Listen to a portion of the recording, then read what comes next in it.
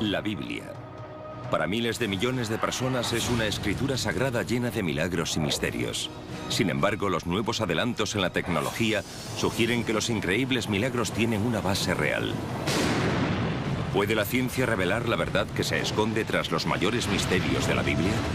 Los secretos de la Biblia, los evangelios apócrifos. En el invierno de 1886, arqueólogos franceses excavan en busca de objetos en la sección cristiana de un cementerio del Alto Egipto. De repente realizan un descubrimiento que hace temblar el corazón de la historia cristiana. Lo que desentierran es la tumba por largo tiempo olvidada de un monje enterrado en el siglo VIII. Pero el verdadero hallazgo es lo que el monje se lleva con él al otro mundo. Por lo visto, los que enterraron al monje cogieron un librito de papiro y lo pusieron con el monje para que pudiera irse a la otra vida con uno de sus libros favoritos. No contiene los evangelios de Mateo, Marcos, Lucas y Juan, sino que contiene el de Pedro. Por lo visto, el libro es un evangelio auténtico, un relato de primera mano de la vida de Jesús, aunque en el texto se afirma que quien lo ha escrito es el apóstol Pedro. Durante cerca de 2000 años, todo lo que los cristianos han sabido sobre Jesús venía de los evangelios de la Biblia cristiana, los relatos de Mateo, Marcos, Lucas y Juan. ¿Podría ser este un auténtico relato perdido de la vida de Jesús escrito por Simón Pedro, el que fuera seleccionado como líder de los apóstoles? El descubrimiento causó conmoción en el academicismo bíblico y siguió a medida que nuevos evangelios apócrifos, aparecían en numerosas excavaciones. El Evangelio de Tomás, el Evangelio de María Magdalena e incluso el Evangelio de Judas. Su hallazgo reveló alarmantes y polémicas historias sobre Jesús que fueron suprimidas por la Iglesia primitiva. El Evangelio de Pedro asegura revelar los hechos de la resurrección de Jesús.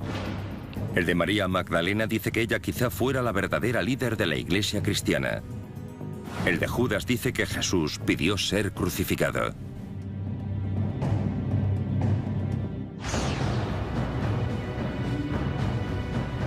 ¿Fueron prohibidos estos evangelios, relatos de primera mano sobre la vida y muerte de Jesús? Si lo fueron, ¿por qué desaparecieron? Mediante la aplicación de tecnología punta como el microscopio de electrones, la prueba del carbono 14, la paleografía y los últimos avances en arqueología, los expertos examinarán los evangelios apócrifos para determinar su edad, su origen y si contienen verdades olvidadas de la mayor fe del mundo.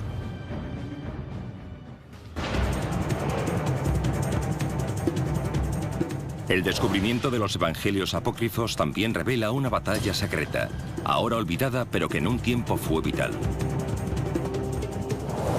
Una batalla por el alma del cristianismo. Por un lado hay un grupo devoto que reivindica una relación directa y espiritual con Dios con una serie de evangelios propios. Por el otro, una creciente jerarquía del cristianismo ortodoxo que solo acepta 4 evangelios. El resultado de esta batalla determinará el futuro del cristianismo.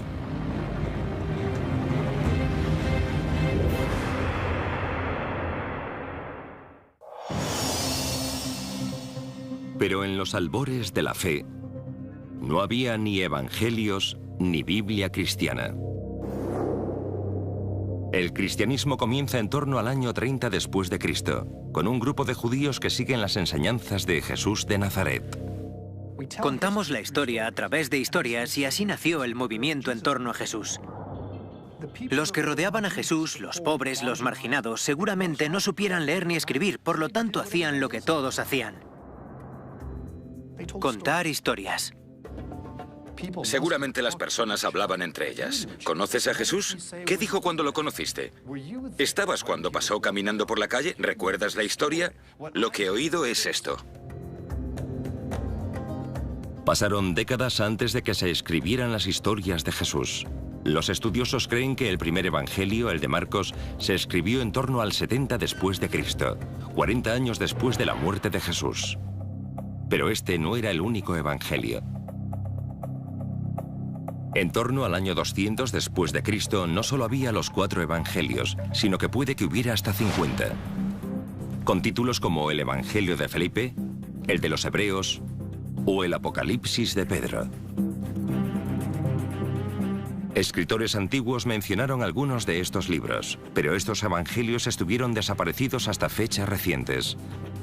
¿Qué pasó con ellos? ¿Y por qué hoy en día solo hay 4 evangelios? La respuesta no tiene tanto que ver con la fe como con la política. La Biblia no cayó del cielo, sino que fue consensuada por pensadores cristianos que representaban un punto de vista particular. Lo sorprendente es que la Biblia cristiana, tal como la conocemos, no apareció realmente hasta pasados 300 años de la muerte de Jesús. Y el hombre que decidió su contenido tenía unas poderosas prioridades que poco tenían que ver con la religión.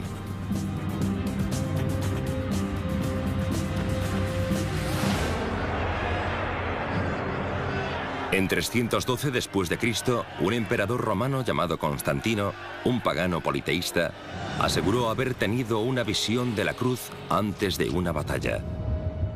Tras vencer en la misma, se convirtió a la religión cristiana, la cual acabaría convirtiendo en la religión semioficial del Estado. Constantino quería aprovechar esta nueva religión para unificar un imperio romano que se estaba desintegrando.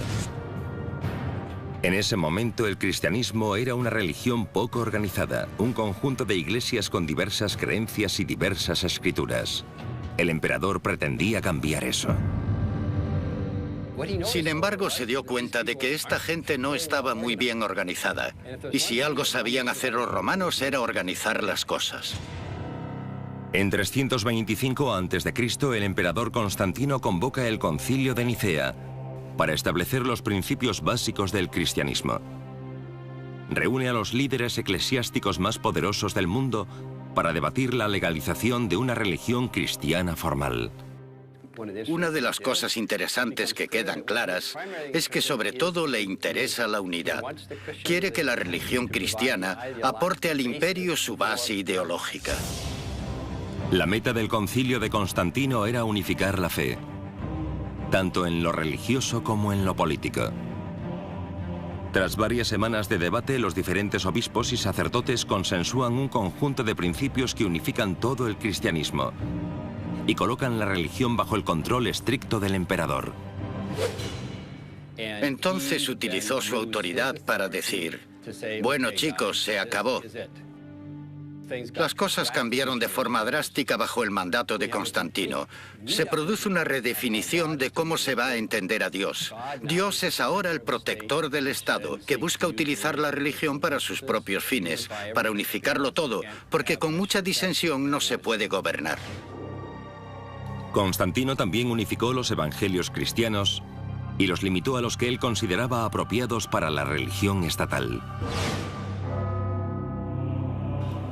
Aunque el Concilio de Nicea no estableció oficialmente el contenido de la Biblia cristiana, Constantino dejó claro cuáles eran los evangelios para él aceptables.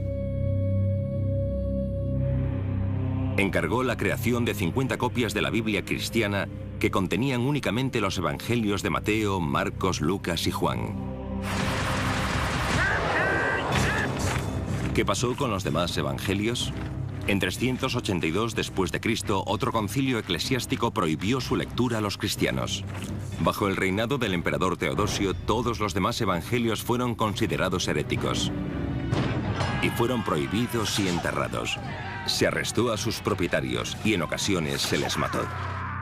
Había muchos otros textos que muchos cristianos auténticos y creyentes amaban y que debieron de leerse durante mucho tiempo, hasta que salieron los obispos y dijeron: no debéis leer esto, sino que debéis leer esto otro. ¿Qué contenían estos evangelios apócrifos? ¿Qué los hacía tan amenazadores para tener que ser prohibidos o destruidos? Nadie lo supo durante casi 2000 años. Pero el Evangelio de Pedro apareció en el desierto egipcio en 1886. Otros asombrosos descubrimientos tuvieron lugar en el siglo XX. Los Evangelios de Tomás, de María Magdalena y de Judas. Estos evangelios apócrifos ofrecen una visión muy diferente de Jesús. Un enfoque distinto de la espiritualidad. Y una versión perdida del cristianismo que antaño llegó a amenazar la mismísima fundación de la propia fe.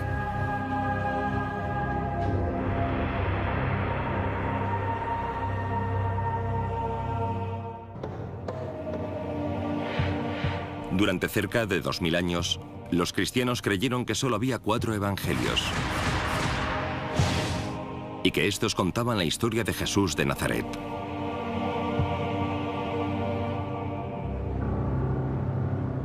En 1886, el Evangelio apócrifo de Pedro fue el primero descubierto en siglos, lo cual sugería la existencia de una historia secreta de escrituras prohibidas. En 1945, un notable descubrimiento desenterró una voluminosa colección de evangelios apócrifos que cambió para siempre la historia del cristianismo. En Egipto, cerca de una ciudad llamada Nag Hammadi, un campesino y sus compañeros encontraron una vasija de arcilla sellada, con un valioso contenido de 1800 años. La vasija contenía 52 textos diferentes, con títulos como los Hechos de Pedro, el Apocalipsis de Santiago y el Evangelio de Tomás. Estos eran auténticos evangelios apócrifos, mencionados por escritores antiguos, pero aparentemente enterrados después de que el emperador Constantino se consolidara en el poder en 325 después de Cristo. Hasta ahora habían permanecido en el terreno de la leyenda. Y quizá la más sorprendente de todas ellas fuera el Evangelio de Tomás. El Evangelio de Tomás es un documento fascinante. Se tradujo del griego al copto y contiene palabras de Jesús. Muchas de las cosas que contiene el Evangelio de Tomás se encuentran también en el Nuevo Testamento, con la salvedad de que el Evangelio de Tomás es un evangelio gnóstico. Los gnósticos eran una secta de los albores del cristianismo que ponía mucho énfasis en el misticismo y disentía de muchos de los preceptos de la incipiente jerarquía cristiana. Los gnósticos se salvaban por el conocimiento secreto. Eras un verdadero seguidor de Jesús si entendías ese conocimiento. Gnosis es una palabra griega que significa conocimiento y gnóstico significa el que sabe. Eran esencialmente místicos en muchos sentidos. Y si podían encontrar la paz de Dios en su interior, la verdadera humanidad en su interior, ¿para qué necesitaban tener sacerdotes u obispos? Podían hacer las cosas a su manera. En el Evangelio de Tomás, Jesús parece transmitir un extraño mensaje, una enseñanza secreta que es muy diferente de la que ofrecen los evangelios tradicionales. Estos enseñan que Jesús es el único Hijo de Dios. El Evangelio de Tomás sugiere que todos podemos convertirnos en hijos de Dios. Dice, cuando os conozcáis a vosotros mismos, seréis conocidos y entenderéis que sois hijos del Padre. En otras palabras, si a Jesús se le puede considerar hijo de Dios, también todos nosotros somos hijos e hijas de Dios. Jesús no tiene nada que los demás no podamos tener. Podemos tener el mismo tipo de relación con lo divino, el mismo tipo de unidad con Dios. El Evangelio de Tomás predica la conexión personal con Dios sin necesidad de iglesias organizadas, sacerdotes ni obispos. Muchos sacerdotes y obispos se sintieron ofendidos por los gnósticos, que iban a la suya, que tenían línea directa, que usaban el teléfono rojo con la divinidad. Esto no cayó bien entre las autoridades eclesiásticas. Puede que esa sea la razón por la que el Evangelio de Tomás fue considerado herético. La independencia de las creencias gnósticas socava la jerarquía eclesiástica. Los gnósticos creen que sus propios evangelios son tan válidos, si no más, que los de Mateo, Marcos, Lucas y Juan. En el caso del Evangelio de Tomás, puede que tuvieran razón. Cuando estos evangelios gnósticos fueron descubiertos en 1945, surgió un problema perturbador. Resultó que el Evangelio apócrifo de Tomás podía ser más antiguo que los de Mateo, Marcos, Lucas y Juan. Hay un debate entre los estudiosos en lo concerniente a la fecha del Evangelio de Tomás. Lo que sí sabemos es que tenemos papiros muy antiguos, en griego, del Evangelio de Tomás. Y parece que ciertas partes de dicho Evangelio son de épocas muy tempranas. De hecho, hay partes que puede que daten de los primeros días de la Iglesia.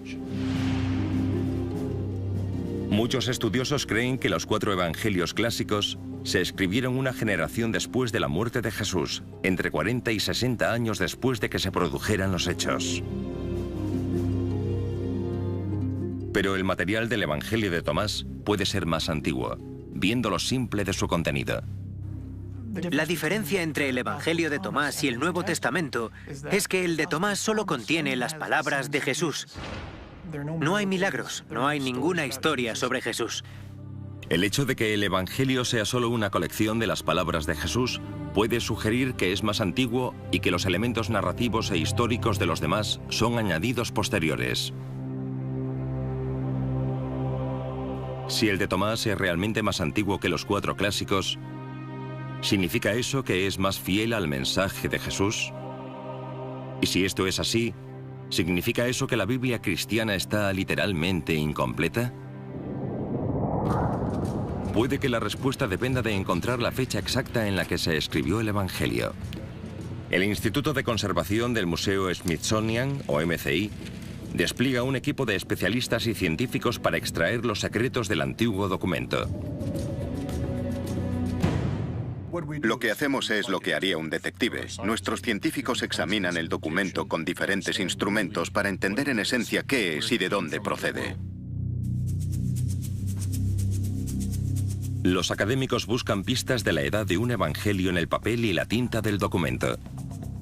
A veces siento que puedo meterme en la cabeza del creador, especialmente porque los conservadores necesitamos desarrollar una especie de visión de rayos X en retrospectiva. Tienes un objeto enfrente que ha llegado hasta aquí en su estado actual y en su condición actual, y tienes que pensar en todas las cosas que le han pasado. Una pista de la antigüedad del papiro puede hallarse en la propia escritura. En la época de Tomás, la mayoría de la población era analfabeta. Tal vez el Evangelio fuera realizado por un escriba profesional. Los investigadores descubren la verdad mediante un conocimiento exhaustivo de los métodos y herramientas de un escriba.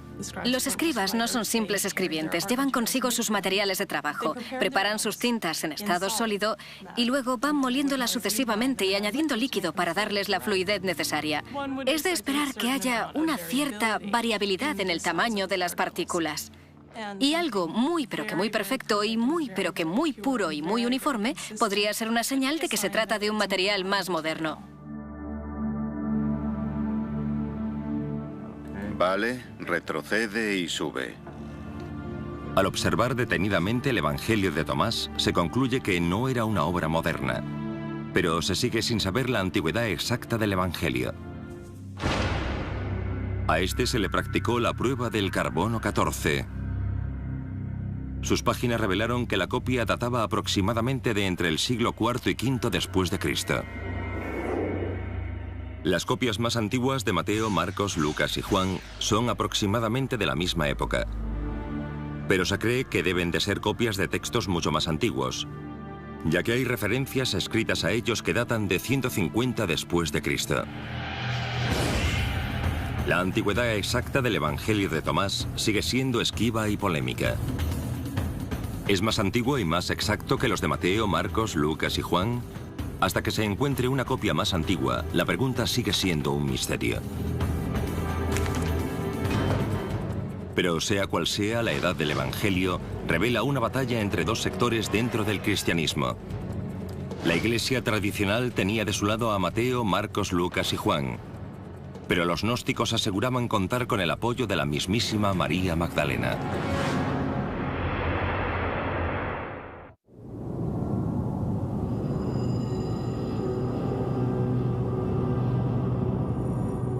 Los cristianos creyeron durante siglos que solo había 4 evangelios que revelaban la vida y el mensaje de Jesús. Pero esa idea cambió a finales del siglo XIX, con el descubrimiento del primero de los evangelios apócrifos. De entre estas escrituras olvidadas, una de las más convincentes se descubrió en Egipto en 1896. Un evangelio con un autor muy sorprendente. Es un evangelio escrito en nombre de una mujer. Y no cualquier mujer, sino aparentemente María Magdalena.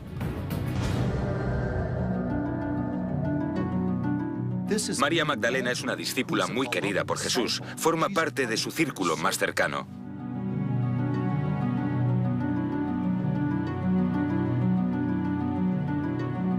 Tan solo han sobrevivido unos pocos fragmentos, pero dejan bien claro el verdadero papel de su autora. Si el Evangelio de María Magdalena es auténtico, significa que las mujeres fueron tiempo A, poderosas líderes de la Iglesia cristiana, y que María Magdalena no fue una prostituta reformada, sino la líder de los apóstoles. En una religión dominada por los hombres durante siglos, significa que el Evangelio más importante se escribió en nombre de una mujer. El Evangelio de María Magdalena detalla las enseñanzas secretas que Jesús le cuenta únicamente a ella. Son secretos sobre la vida, la muerte y el cielo. En este Evangelio, Jesús le revela a María Magdalena ciertas cosas sobre la vida en el más allá expresadas en términos típicamente gnósticos. La vida eterna es descrita en los evangelios clásicos como un paraíso lleno de alegría. Pero en el de María Magdalena, la vida eterna implica un extraño viaje del alma tras la muerte, en el cual la persona muerta encuentra seres angelicales y demoníacos en su camino hacia el cielo. Jesús le revela únicamente a ella este viaje secreto del alma.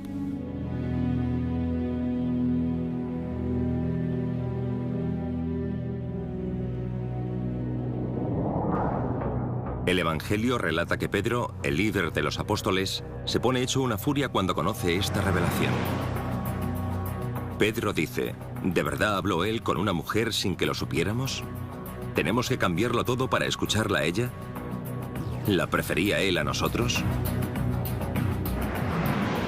En el Evangelio los apóstoles hacen caso omiso de la denuncia de Pedro y apoyan a María Magdalena diciendo, si el Salvador la consideró digna, ¿quién eres tú para rechazarla? Lo significativo es que había una especie de vínculo espiritual, que a María Magdalena se la consideraba una persona perspicaz, una líder. Alguien con la capacidad de motivar a los demás, y que ese era su verdadero don. Ella entendía el pensamiento de Jesús y era capaz de comunicarlo. Este es un evangelio que ofrece una perspectiva muy diferente de cuál es el mensaje de Jesús y que presenta a María Magdalena como la única que entiende esa perspectiva de un modo que los demás apóstoles no entienden. ¿Pero es este texto un verdadero evangelio? ¿El testimonio de María Magdalena? De ser así, podría cambiar la historia del cristianismo y revolucionar el papel de la mujer en la Iglesia cristiana. La clave reside en la antigüedad del Evangelio. ¿Es más antiguo que los 4 evangelios clásicos? ¿Podría haberlo escrito la mismísima María Magdalena?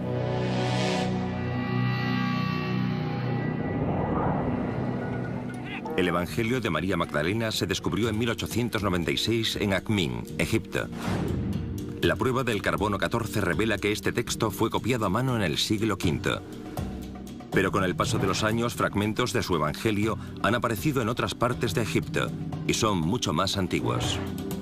Los últimos avances tecnológicos pueden ayudar a clarificar la antigüedad exacta de incluso fragmentos minúsculos de un texto antiguo. El uso de un microscopio en 3 dimensiones permite a los científicos centrarse en los detalles que ofrecen pistas sobre su antigüedad. A este nivel de detalle, una muestra moderna de papiro no se parece para nada a un texto antiguo. Si esto tuviera 2000 años de antigüedad, la superficie no estaría tan brillante. Sería más mate porque las fibras estarían desgastadas y crearían una especie de pelusa en la superficie, casi como una gamuza. Este tipo de pruebas aporta una fecha muy precisa para los fragmentos más antiguos del Evangelio de María Magdalena. Se escribieron aproximadamente en 200 después de Cristo. El lenguaje y el vocabulario también sugieren que se escribió en el siglo II y no en tiempos de Jesús. Por tanto, es muy improbable que María Magdalena escribiera el Evangelio que lleva su nombre. La mayor parte de los estudiosos creen que lo creó en el siglo II una cristiana gnóstica que quería reflejar la autoridad de la apóstol. Desconocemos quién fue el autor, pero es fácil imaginar que detrás hay una voz femenina y que se ofrece una perspectiva femenina. Y puede que suponga el escuchar por fin una voz sofocada en los demás evangelios. Lo que quizás sea más importante es que el Evangelio de María Magdalena revela una lucha de poder por el papel de la mujer en los albores de la Iglesia. La idea del liderazgo de las mujeres es un tema de estudio interesante en la historia del cristianismo. El Evangelio de María Magdalena da testimonio de eso. El hecho de que María Magdalena sea mujer y líder es un concepto revolucionario en los albores de la Iglesia. El hecho de que pueda haber un evangelio de María Magdalena indica que es verdad que había gente, como los gnósticos, mucho más abiertos a la inclusión de las mujeres como miembros de pleno derecho de la comunidad. De hecho, algunas de las personas de la emergente Iglesia Ortodoxa se quejaron al respecto. ¿Queréis decir que hay mujeres que administran los sacramentos? ¿Que hay mujeres ordenadas entre los gnósticos? ¡Qué vergüenza! Pero a los gnósticos no les da vergüenza. Por tanto, que haya un texto como el Evangelio de María Magdalena concuerda perfectamente con el punto de vista gnóstico. En 1886, arqueólogos franceses que trabajaban en Egipto desenterraron una antigua tumba cristiana con un tesoro extraordinario. Las manos de un monje del siglo VIII aferraban el libro llamado Evangelio de Pedro.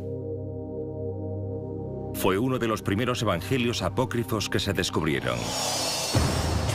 ¿Podría ser un auténtico relato apócrifo de la vida de Jesús escrito por Simón Pedro, el que fuera líder de los apóstoles? De ser así, cambiaría la historia del cristianismo, puesto que el Evangelio de Pedro nos cuenta una versión muy diferente de la vida de Jesús. Lo que tenemos es algo muy valioso y muy emocionante. Es una historia temprana, pero alternativa. En el Evangelio de Pedro, los romanos son sorprendentemente compasivos. Dice que Jesús no sufrió dolor en la cruz. Pero la diferencia más sorprendente es que asegura ofrecer un relato de primera mano de la mismísima resurrección. Es el único evangelio que tenemos que intenta contar la historia de lo que pasó durante la resurrección. Todos los evangelios bíblicos hablan sobre los resultados de la resurrección, que la tumba estaba vacía, pero no intentan contar el momento de la resurrección per se. La narración comienza la tercera mañana tras la muerte de Jesús, mientras soldados romanos vigilan la tumba del Mesías caído. El Evangelio de Pedro dice: la tumba se abrió, y aquellos soldados lo vieron, puesto que estaban montando guardia. Y mientras se estaban explicando lo que habían visto, vieron salir a 3 hombres de la tumba. Cuando salieron había 2 personas sujetando a una tercera, supuestamente Jesús. Entonces se oye una voz profunda que dice: ¿entonces habéis predicado a aquellos que han muerto? La resurrección finaliza con Jesús y las otras 2 figuras elevándose hacia el cielo, mientras los testigos presenciales observan asombrados. El Evangelio termina con una línea asegurando que se trata del relato de primera mano del mismísimo Pedro apóstol. ¿Podría este libro ser obra del principal apóstol, el primer papa? ¿Se escribió en la misma época o antes que los 4 evangelios tradicionales? ¿O es un relato posterior, una falsificación que pretende hacerse pasar por el testimonio de primera mano de Pedro? Las pruebas arqueológicas no están claras. El Evangelio encontrado en 1886 fue fechado en torno a 700 después de Cristo. 7 siglos tras la muerte de Pedro. Hay fragmentos aparecidos en otros yacimientos que datan de 500 después de Cristo. Todavía demasiado tarde para proceder directamente del apóstol. 14. Nos lo pasaremos en grande encajando estas piezas. Gracias a Dios no me toca hacerlo a mí. Escritores de los primeros tiempos del cristianismo mencionan el Evangelio. Un obispo en lo que ahora es Turquía mencionó el libro por su nombre en torno a 190 después de Cristo. Podemos hallar referencias del Evangelio en el siglo II, pero no en tiempos anteriores. Con toda probabilidad se trata de un texto de principios del siglo II. Y la razón por la que pensamos esto es porque utiliza material de los otros 4 evangelios existentes. Las historias en el Evangelio de Pedro son tan parecidas a las de los otros evangelios que parece probable que simplemente se copiaran. Quien fuera que escribió este evangelio en el siglo II aseguró que era obra de Pedro apóstol para darle una autoridad añadida. Esta era una técnica común en el mundo antiguo. Cuando alguien quería comunicar una idea que según su opinión era verdadera o era importante para el movimiento cristiano primitivo, no lo decía con su propia voz, sino con la de alguien cuya autoridad era reconocida por los cristianos. En ese sentido, no es un testimonio verdadero, sino una falsificación. Pero eso plantea una cuestión tan importante como perturbadora. Si se trata de una falsificación, los evangelios de Mateo, Marcos, Lucas y Juan también lo son. No sabemos quién los escribió, pero fueron escritos en nombre de Mateo, Marcos, Lucas y Juan, porque eran los tipos importantes del pasado. El quid de la cuestión es que casi con toda seguridad no los escribieron ni Mateo, ni Marcos, ni Lucas, ni Juan. Muchos estudiosos coinciden en considerar que ni siquiera los 4 evangelios clásicos fueron escritos por los apóstoles que les dan nombre, sino por seguidores de estos.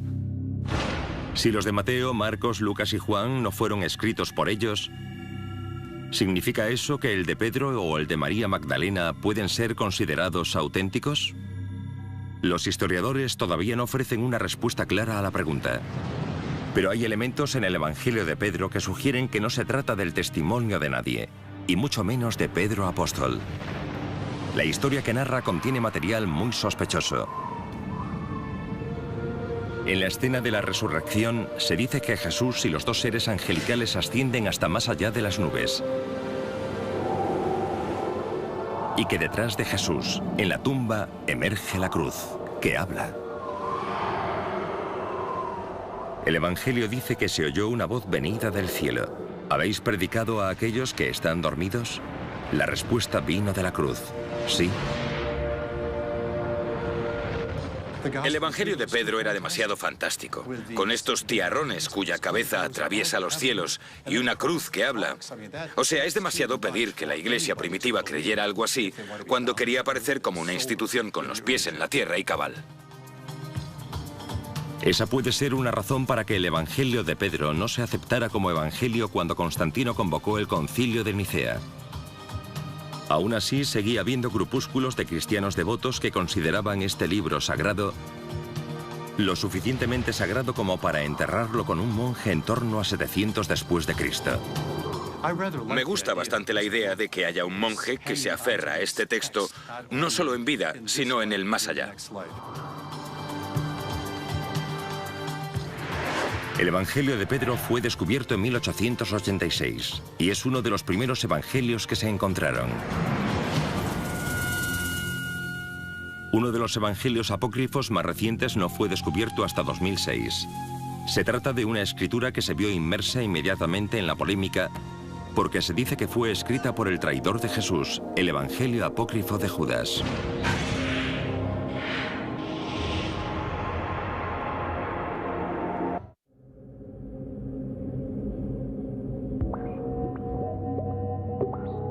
El descubrimiento de los evangelios apócrifos en el siglo XX cambió nuestra manera de entender la historia cristiana. Pero otro descubierto recientemente pone en cuestión los principios básicos de las creencias tradicionales cristianas. En 2000, un documento en papiro es recuperado de un marchante egipcio de antigüedades. Se cree que se encontró originalmente cerca de Nag Hammadi, donde se descubrieron los primeros evangelios gnósticos. Se identifica como el Evangelio de Judas. Judas Iscariote.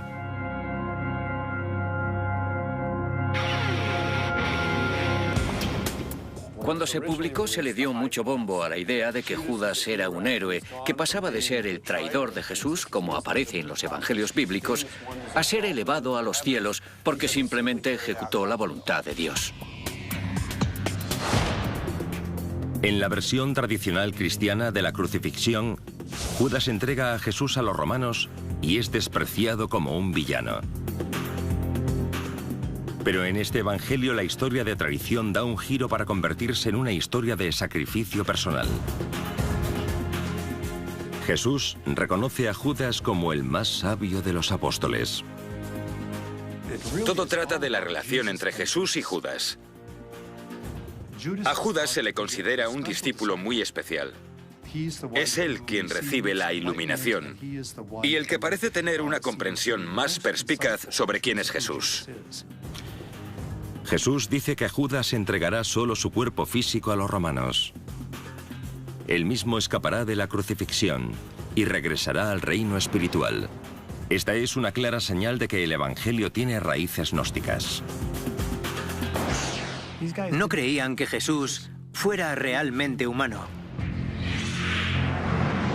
Solo aparentaba serlo, era un espíritu, por así decirlo. Y la idea general del gnosticismo era deshacerse de la túnica, de la ropa, del elemento humano, para poder volver a la forma pura del espíritu. Es una considerable inversión de los términos de los evangelios cristianos clásicos, y fue objeto de polémica desde el momento en que se publicó en 2006. Si fuera un evangelio auténtico escrito por Judas, reescribiría la historia y teología cristianas. Pero muchos académicos creen que solo puede ser una falsificación. La idea de un evangelio de Judas Iscariote es tan provocativa que mucha gente se ha preguntado, ¿podría ser que esto fuera una falsificación? Teóricamente, una persona con un retorcido sentido del humor o con ganas de engañar al mundo entero podría coger un papiro viejo y escribir un texto con el que reírse de todo el mundo. El Evangelio de Judas fue objeto de una investigación que duró semanas. A pesar de su origen poco común, los expertos determinaron que no era una falsificación, aunque no fuera tan antiguo como los evangelios clásicos. Los académicos creen que el Evangelio de Judas se escribió entre 280 y 330 después de Cristo, casi 300 años tras la muerte de Judas. No es claramente un testimonio de primera mano, y se escribió más tarde que los 4 evangelios clásicos, que datan del siglo II. Pero su mera creación pone de relieve el creciente conflicto entre los gnósticos y la Iglesia tradicional en torno a 300 después de Cristo. Uno escribe este evangelio y lo atribuye a Judas porque es un modo de conseguir que la gente cambie su opinión sobre todos los personajes. Se cambian todas las reglas del juego. Se pone todo patas arriba para denostar un poco a los apóstoles y ensalzar de algún modo a Judas. Con eso reconfiguras la comprensión del mundo, porque el evangelio de Judas critica duramente la iglesia surgida de las normas apostólicas.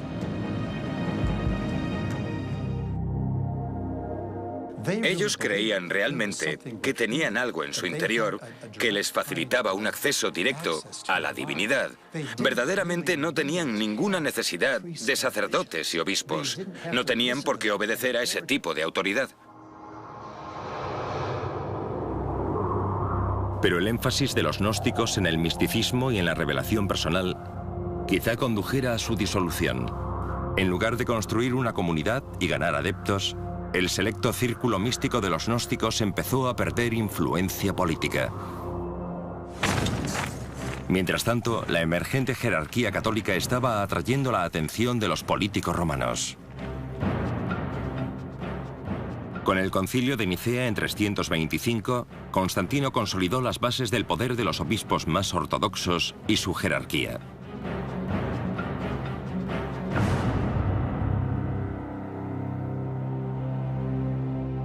Los 4 evangelios de Mateo, Marcos, Lucas y Juan quedaban incluidos.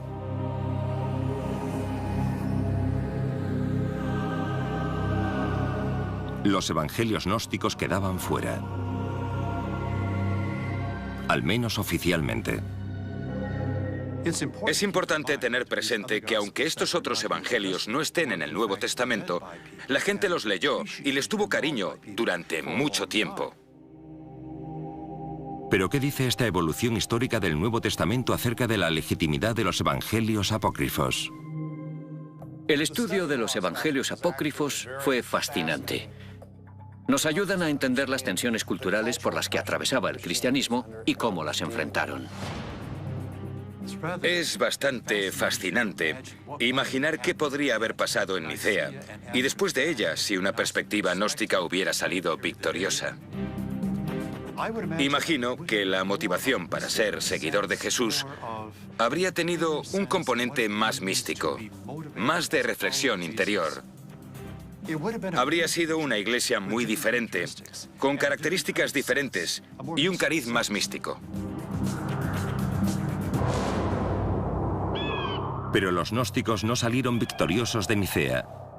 Y en algún sitio de un monasterio del desierto de Egipto, un grupo de monjes gnósticos debieron de preocuparse por el destino de sus amados evangelios. Supongo que amarían este tipo de literatura hasta el fatídico día que el arzobispo Atanasio de Alejandría anunció a todos los monjes que ya era hora de deshacerse de los libros heréticos y empezar a leer los textos bíblicos. Quizá con un gran dolor de corazón los monjes sacaran estos valiosos libros de la biblioteca de Nag Hammadi, pero no podían destruirlos. Por tanto, los escondieron en una vasija en la que se preservarían para siempre o casi para siempre, al menos hasta que conseguimos encontrarlos en nuestra época y volverlos a leer. Durante milenios, la Santa Biblia, con los 4 evangelios del Nuevo Testamento, se ha esgrimido como la verdadera historia de Jesús. Algunos piensan que los evangelios apócrifos revelan el camino que no tomó el cristianismo. Otros creen que ese camino no se tomó por un motivo. Se dice que a veces la historia la escriben los vencedores. Y la idea es que ahora pueden hablar los perdedores. Es valioso escuchar a los perdedores, pero también hay que decir que a veces los vencedores merecen vencer. Siglos después de que fueran enterrados en la arena del desierto, los evangelios apócrifos siguen levantando polémica. Quizás este hecho sea un testimonio del poder de la palabra escrita para la transmisión de la fe, la esperanza y el misterio a lo largo de los siglos y en todo el mundo.